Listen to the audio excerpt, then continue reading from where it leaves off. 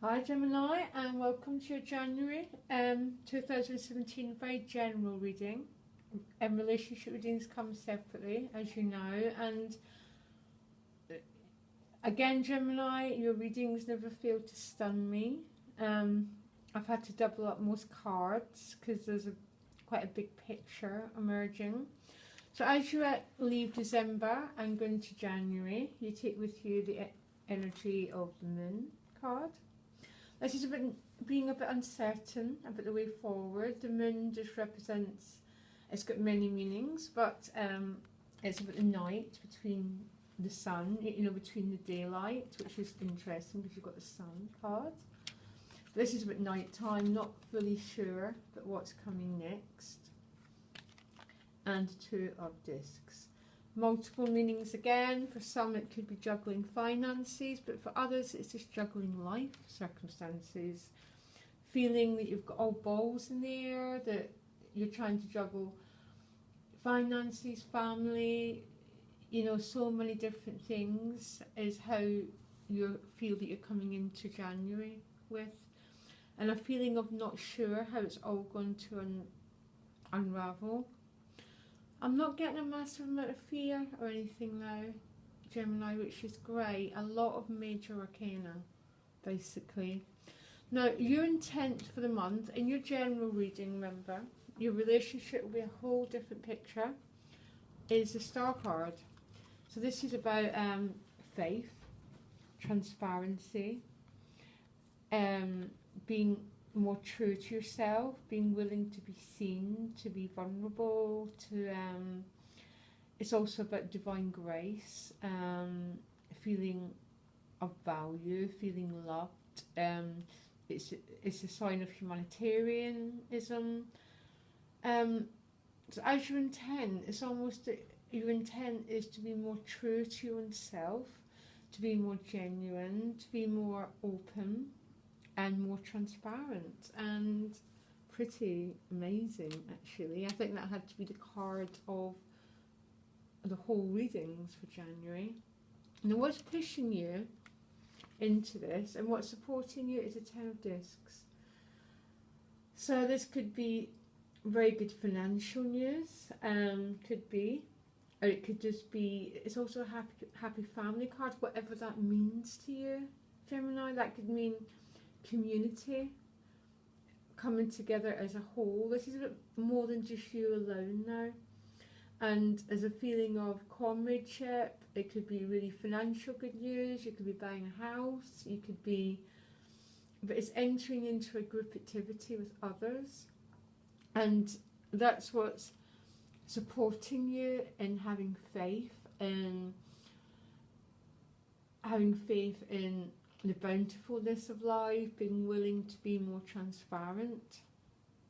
I might come back to those two because it's such a beautiful pairing that it stands out actually for most of the readings. So what your challenge is the Sun. This is about vitality. It's, the sun shines for all. This is about giving. This is about radiating outwards. So you might be, actually, and I'm looking at your relationship cards, some Geminis might be a tiny bit withdrawn this month, okay? It is January. You're not the only sign to get a bit more withdrawn this month and to be focusing on more practical and more career parts of their lives. So as the Sun is a challenge card, I've got a feeling that you might even need to go a bit more within yourself, Gemini. Oh, you'll find out more when I do the relationship readings. Now, in your relationship house, you've got the eight of Cups, which is, really apparent. This isn't a great loss card, but it's a search for something else.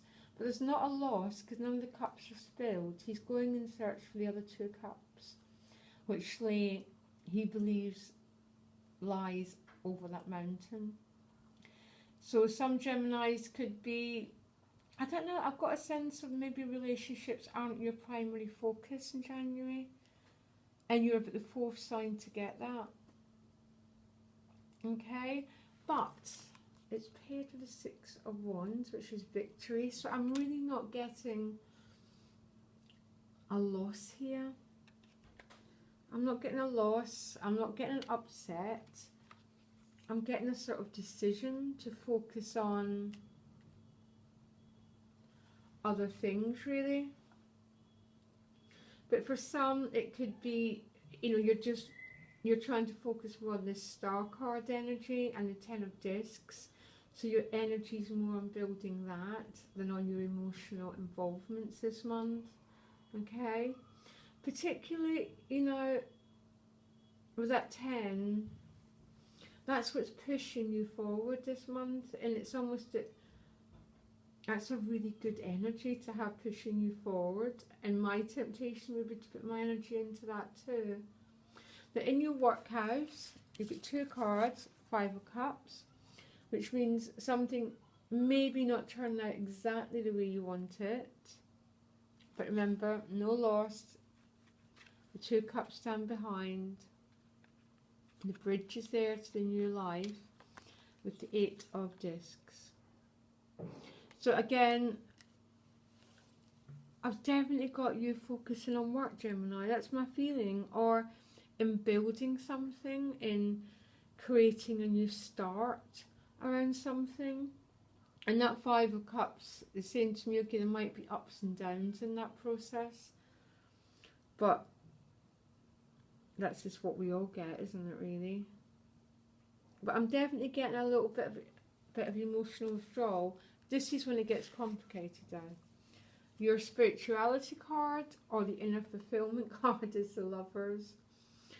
So again, so that's just throwing my whole tarot reading, hasn't it? Because emotionally, I've got you walking away a little bit from emotional involvement, but when it comes to your spirituality and your inner fulfillment, you've got the Lovers card, which makes more sense there, doesn't it? That goes with there. So some Geminis could be meeting someone this month, definitely. Maybe some are walking away from a previous situation to find something more fulfilling that's going to lead to a much more sustainable situation. So there could definitely be that. You're going to have to check out the love readings. And in the ending, I've got 2 cards for you. The Hierophant with the Fool. And it's funny, the Hierophant is definitely about 2 meanings. The Hierophant is traditionally about, you know, outward authority, like spiritual teachers, that sort of thing. But it's becoming less and less about that, to tell the truth. And Gemini, for some people, it's going to represent that. But you know what I'm getting for you, Gemini? I'm getting true and self be true. And that's what that Hierophant is meaning to me on a daily basis. It's about your inner code of ethics. And paired with the Fool, it's sort of pretty transparent that there's a movement towards you being more true to yourself. And for some, you're going to be emotionally backing off from something or someone. I don't know for how long single you're going to be, though. For who, it doesn't look very long at all for you who are. But emotionally, it's you're taking your investment away from something or someone for a little while. For some, that's going to come back pretty quickly, yeah. But it seems to be a focus on the Star and this 10 in these cards here for me. And the Sun is a challenge card. I'm just getting you a tiny bit more in isolation than normal, Gemini. But it's not going to be that way. You're going to move throughout the month and it's going to completely turn around for these 2 here. This here. And this is turning into a relationship reading, isn't it? And remember, true and self be true, Gemini. That is what I get the Hierophant is now, basically. Particularly when the Fool comes out with it. Which no longer listens to fear. No longer listens to the little dog who's barking, who's telling them you can't do this, you can't do that. It's you're following your own true spirit.